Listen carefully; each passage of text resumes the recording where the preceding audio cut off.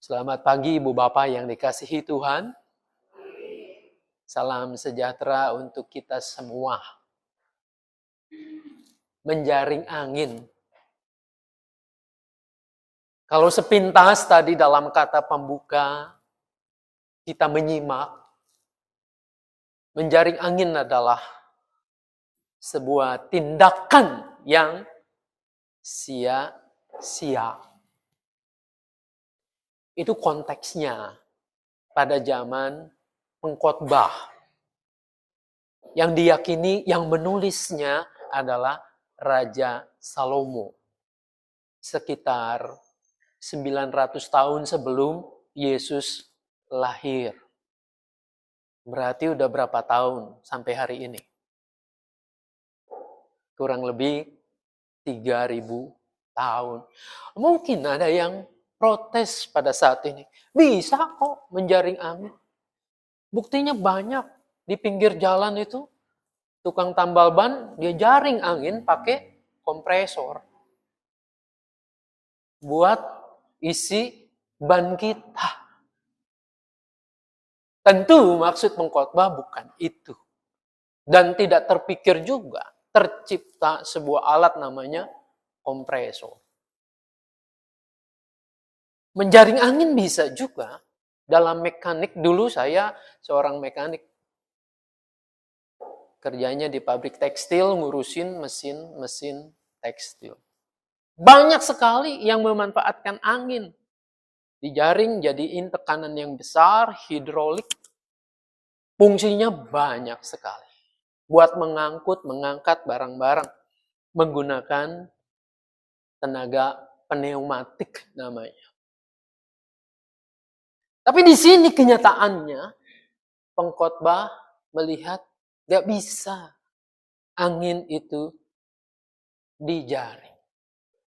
Sebuah pekerjaan yang sia-sia.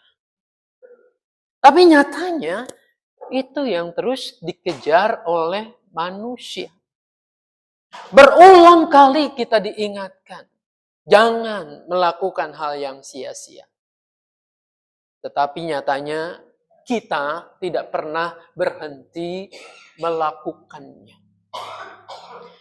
Nah, saudara-saudara, berulang kali kita juga diingatkan seperti nyanyian yang tadi kita nyanyikan di awal itu. Jangan kumpulkan harta. PKJ 271. Syairnya menurut saya sangat menarik. Saya bacakan ya. Jangan kumpulkan harta di dunia fana. Ngengat, merusak, pencuri, membongkarnya. Harta sorga kumpulkanlah. Karena tak semu. Di mana hartamu, disitulah hatimu. Ini adalah ajaran Tuhan Yesus. Tentang bagaimana kita bersikap terhadap harta benda, terhadap uang kita. Tapi berulang kali kita dengar, tetap saja kita menjaring angin, kata pengkhotbah tadi itu. Bapak Ibu yang dikasih Tuhan, mungkin di sekitar kita menyaksikan, mendengar kisah-kisah pilu tentang perebutan harta kekayaan. Rebutan tentang warisan. Yang tadinya saudara kandung akhirnya bisa putus hubungan. Saya percaya kalau di Mangga Besar nggak ada sih yang rebutan kehwe. Kita akan mengatakan, kehwe apa yang mau direbutin? Wong hidup kita juga pas-pasan, begitu ya. Di titik ini kita bersyukur loh. Nggak banyak kehwe, hidup rukun-rukun saja. Tapi bukan itu maksudnya. Warisan seringkali diperebutkan dan orang menjadi putus hubungan. Bukan warisannya yang salah. Bukan harta bendanya. Bukan perusahaannya. Bukan uang. Tapi sikap orang terhadap kekayaan, terhadap uang, terhadap warisan itu. Kita baca nasihat Paulus kepada Timotius. Akar segala kejahatan adalah cinta akan uang. Uangnya salah nggak? Uang benda mati. Netral. Tidak salah. Tapi sikap orang terhadap uang itu yang bisa benar, bisa salah. Nah, rupanya ketika kita baca Injil tadi, Yesus didatangi oleh seseorang. Seorang dari orang banyak, ini kisahnya, Yesus sedang mengajar di depan orang banyak. Salah satu yang mendengarnya lalu bertanya atau menginginkan Yesus bertindak. Guru, katakanlah kepada saudaraku supaya ia berbagi warisan dengan aku. Artinya apa sih orang ini? Saya sih menafsirkan orang ini tidak kebagian warisan. Atau bisa juga dia kebagian warisannya, tapi udah kadung dia belikan sesuatu dan menghabiskannya. Seperti anak bungsu yang hilang itu. Dan kini saudaranya itu masih punya warisan. Masih punya kewe itu. Namun bisa jadi dia itu mengangkangi atau menguasai semua warisan orang tuanya. Nah, saudara-saudara, apa respon Yesus? Yesus mengatakan, siapakah yang telah mengangkat aku menjadi hakim? Atau penengah atas kamu? Dengan kata lain, kamu salah nanya dah. Kamu salah mendatangin orang. Tapi menurut konteks dunia di sana, nggak salah-salah amat sih. Kan Yesus itu seorang figur yang begitu dihormati, seorang rabi yang ajarannya luar biasa, yang pengikutnya sudah banyak. Dia disegani, dia punya wibawa. Dia bisa mengatakan sesuatu untuk menyatakan kebenaran itu. Nggak salah-salah amat orang ini datang, mengadu. Sama ya, pendeta itu dianggapnya bisa semua-muanya. Ada masalah psikologis, datang, doain. Ada masalah tentang perusahaannya yang akan pilot, datang juga. Ada konflik, iya juga. Semua-muanya. Ada kesehatan yang bermasalah, datang juga. Nggak salah, betul. Namun Yesus mau mengajak orang itu kepada hal yang semestinya. Bukan aku yang berwenang.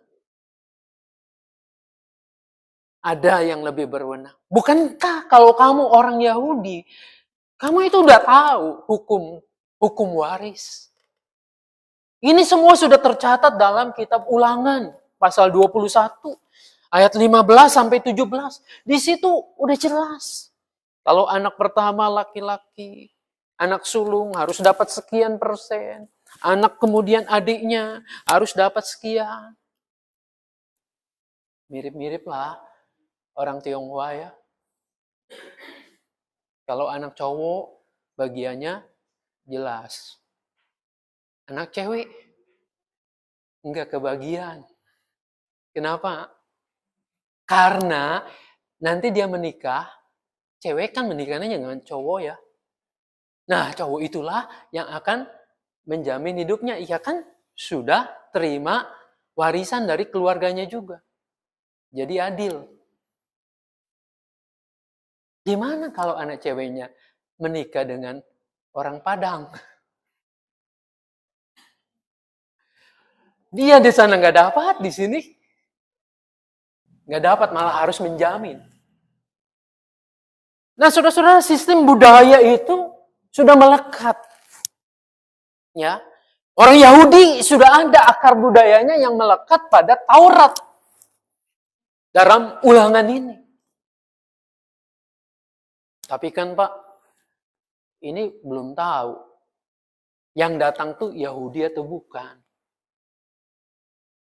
Kalau bukan orang Yahudi, Yesus sangat tahu hukum Romawi sudah sangat rinci. Aturan-aturan tentang kehidupan warganya sudah ada di situ. Jadi sebenarnya perangkat yang ada sudah lakukan. Namun Yesus kan tidak mau orang itu pergi dengan tangan hampa. Yesus melihat di balik pasal-pasal hukum-hukum dalam konteks ini waris, ada sesuatu. Ada akar masalah yang harus diselesaikan. Saudara-saudara, akar masalah itu adalah soal ketamakan. Di situ dikatakan, Yesus mengatakan kepada mereka, berjaga-jagalah. Berjaga-jagalah dan waspadalah terhadap segala ketamakan. Apa sih artinya tamak itu? Saudara-saudara, tamak itu dalam bahasa Yunani, bahasa aslinya itu adalah yang dipikirkan di kepalanya adalah memiliki, dan memiliki. Mudah-mudahan kita paham ya. Jadi artinya apa? Segala sesuatu kalau bisa buat gue semua. Buat aku semua. Kepenuhan hidupku adalah bagaimana segala sesuatu yang aku inginkan menjadi milikku. Jangan pernah ada yang hilang daripadaku. Saya tidak tahu apakah Anda ataupun saya masih ada nggak di benak kita itu? Aku sudah punya baju banyak, datang, lihat-lihat ke mall, kayaknya bagus ya, beli lagi. Datang ke sebelahnya, oh mumpung diskon, 50%, ambil lagi. Lemari itu sudah penuh. Jadi buat aku mesti ada, mesti menumpuk di situ. Dan tahu-tahu kita nggak ada lagi ruang itu di kamar kita, di lemari kita, semua penuh dengan barang-barang. Bapak Ibu, saya datang ke keluarga seorang jemaat, saya tercengang melihat koleksi sepedanya. Puluhan, banyak banget. Lalu sepatunya dia buka, ratusan pasang. Bapak kalau mau ambil aja, di situ ada sisi baiknya. Enggak saya bilang, di rumah juga masih ada. Banyak cadangan. Dan tidak setiap kali juga dia pakai. Yang saya tahu, kalau Anda pergi misalnya ke sebuah toko, ada diskon nih sepatu, ya diskon 70%, 80%. Hati-hati. Apakah lemnya udah kadaluarsa atau belum? Nah, jangan-jangan yang satu gudang itu, yang ratusan pasang itu, semua udah kadaluarsa lemnya. Tidak ada lagi gunanya. Ngengat dan karat akan menyusutkannya. Nah, tanpa sadar. Sama ya. Ini barang di rumah. Properti. Oh, datang ke PIK. Oh, kayaknya ini keren nih kalau punya rumah di sini.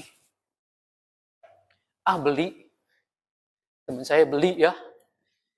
Ternyata katanya nggak bisa langsung tuh pakai banking, pakai cash. Tapi nggak tahu kalau sekarang. Belasan M pakai cash, bayangkan duitnya. Di sini ada. Lalu di Sentul ada. Di mana lagi? Ada. Aku belum puas kalau belum memiliki. Aku belum puas kalau hanya memiliki R3. Mercy dong. Oh, Mercy. Tinggalan. Tambor dong sekarang. Memuaskan. Memiliki. Nanti kita akan bingung sendiri ketika ini mau dipakai di mana. Itulah kata tamak itu. Saudara-saudara, ini akar masalahnya. Rebutan warisan, apapun juga namanya. Kemudian ia menyampaikan, Yesus itu sangat pandai sekali. Menyampaikan ajarannya dikemas sedemikian rupa dalam perumpamaan. Ada orang kaya, tanahnya luar biasa banyaknya. Hasilnya melimpah-limpah. Lalu ketika panen, mau taruh di mana? Semua sudah penuh. Ia berpikir dalam hatinya, kalau begitu, aku akan merombak semua gudang-gudangku, lumbung-lumbungku. Sehingga disitulah aku menyimpan seluruh hasil panen. Dan aku akan berkata pada jiwaku, tenanglah jiwaku, ada padamu bekal makanan yang tidak akan habis-habisnya. Puaskanlah jiwaku, bersenang-senanglah. Saudara, lihat kalimat ini ya. Saya ingin mengajak kita belajar dari firman Tuhan ini. Orang ini kaya luar biasa. Pada zamannya, pada zaman Yesus bercerita. Namun sayang sekali, dia kesepian. Yang diajak bicara siapa? Coba. Dalam ayat yang kita baca. Yang diajak untuk diskusi siapa? Dia berdiskusi, bertanya pada dirinya sendiri. Pada jiwanya sendiri. Orang kaya, tanah berlimpah-limpah. Ia bertanya dalam hatinya. Apa yang harus kuperbuat? Dialog dengan diri sendiri itu adalah bagus dalam tahap tertentu. Saya pelajari Mazmur juga sering berbicara pada dirinya sendiri. Coba Anda pernah mendengar ya. Terpujilah Tuhan atau pujilah Tuhan wahai jiwaku. Muliakanlah Dia wahai segenap batinku. Ngomong sama siapa? Sama diri sendiri. Dia mengajak dirinya sendiri memuliakan Tuhan. Orang kaya ini juga sama. Dia berdiskusi dengan dirinya sendiri. Dia ngobrol Mungkin begitu tanda-tanda orang yang tamak itu selain memiliki, dia nggak percaya sama orang lain. Banyak orang kaya itu nggak percaya, nggak mau dengar nasihat orang lain. Tapi bagaimana ia berintuisi dengan dirinya sendiri. Saudara-saudara, intuisi ada di ruang batin kita. Itu Tuhan ciptakan sedemikian rupa seperti wahana. Tempat keserakahan, ketamakan, dan tempat suara Tuhan dinyatakan di situ. Tinggal kita memberi ruangnya kepada yang mana. Ini yang diberi ruang adalah ketamakan. Anda akan menjadi orang yang wise, yang bijaksana, atau orang yang serakah, yang tamak. Konon katanya, mana yang Anda sering kasih makan? Dalam ruang batin kita, intuisi kita itu seolah-olah ada dua piaraan kita. Sisi ketamakan, kerakusan, dan sisi yang baik. Yang kuat yang Anda terus kasih makan itu. Yang terus kita turuti ini. Orang kaya ini seperti itu.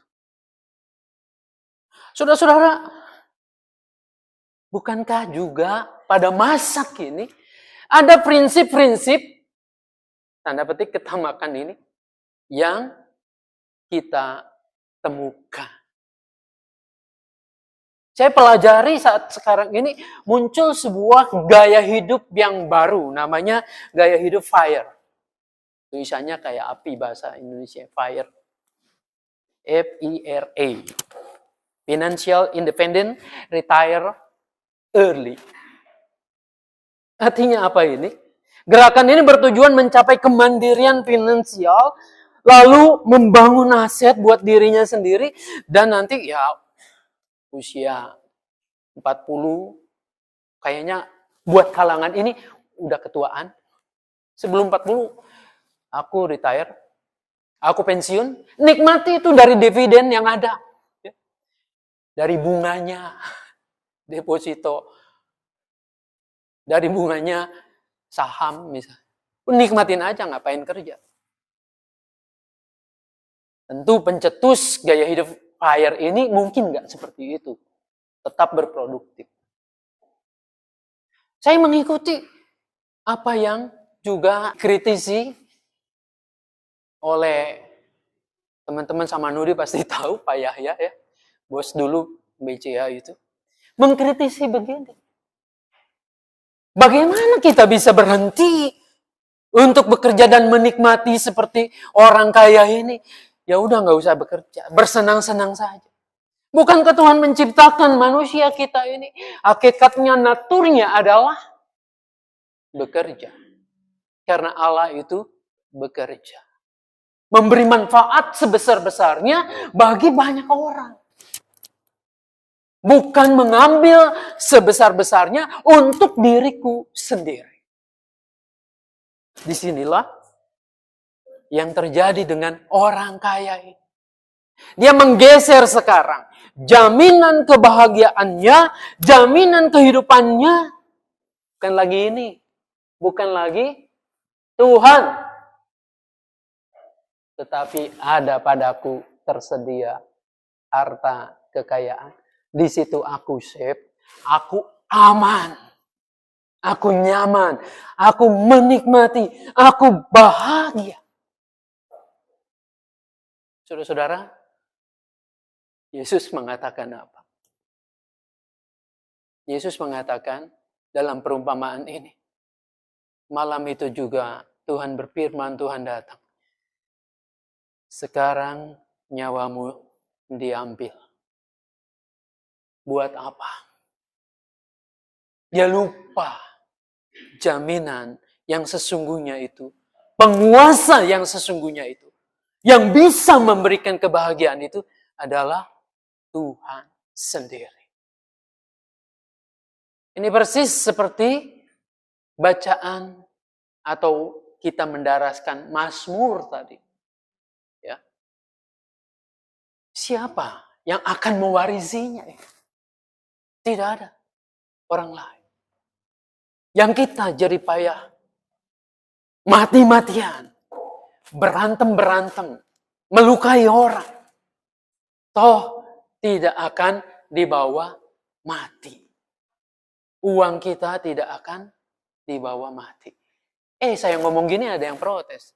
Bener Pak, uang itu tidak bisa kita bawa mati. Tapi kan hukuman mati bisa dibeli sama uang. Siapa yang bayar pengadilan bisa. Saudara-saudara, mungkin iya seperti itu. Haruskah kita jadi miskin, jadi kere? Untuk memenuhi semua apa yang diajarkan Yesus? Rasanya bukan itu. Orang Kristen, anak-anak Tuhan tidak diajari untuk hidup itu harus miskin. Tidak. Tapi bagaimana kita bersikap terhadap kekayaan itu? Kalau kita kere, ya kita nggak bisa memberi kepada orang lain. Apa yang harus kita berikan kepada orang lain? Kalau kita tidak punya. Kalau kita tidak punya apapun, bagaimana Anda datang ke sini? Kan harus ongkos. Ini mumpung nggak ada Pak Yakub ya. Saya ngomongin dia. Kalau doa, konsistori, Tuhan, terima kasih. Kami boleh datang di sini dengan tidak kurang sesuatu apapun juga. Di akhir doa, saya suka komen protes. Enggak Pak Yakub, dari rumah ke sini bensin saya kurang. Umur saya berkurang sekian detik, sekian menit. Kanvas rem saya tuh dipakai berapa kali, berkurang juga. Jadi, nggak usah lebay juga. Memang ada sesuatu yang kurang. Betul intinya bahwa kita selamat di sini. Dengan baik. Nah, saudara-saudara, bukan berarti kita anti terhadap apa yang namanya kekayaan, uang, harta benda. Tapi gunakanlah semestinya. Pada tempatnya. Ia hanya alat. Bukan tujuan hidup kita. Dia hanya alat untuk kita bisa berbagi dengan yang lain. Bisa menikmati kebahagiaan bukan sendiri. Seperti orang kaya yang bodoh ini. Tetapi betul-betul berdaya guna yang baik. Buat sesama, buat pelayanan Tuhan. Ya bagaimana kalau kita meyucen teruskan? Lalu kemudian kita penuhi tadi tunggakan kita. Ya. Kita mau pelayanan ini dan itu. Nggak ada duit.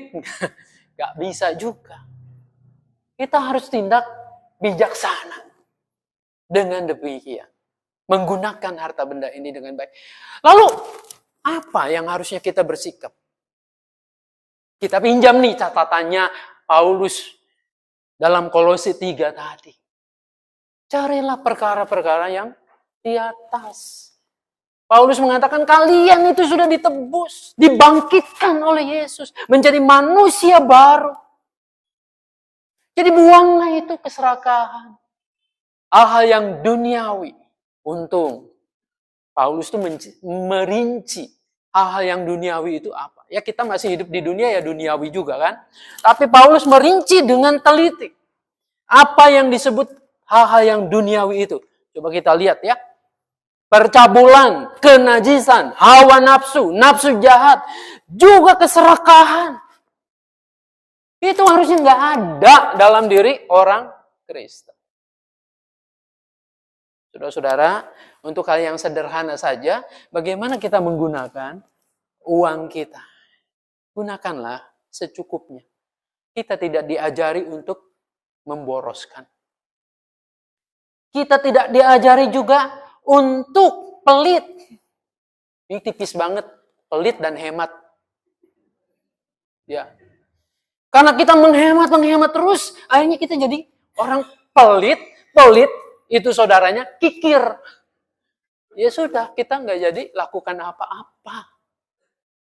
Di sini Tuhan mengajak kita untuk itu. Dahulu kamu melakukannya. Sekarang, kata Paulus, jangan.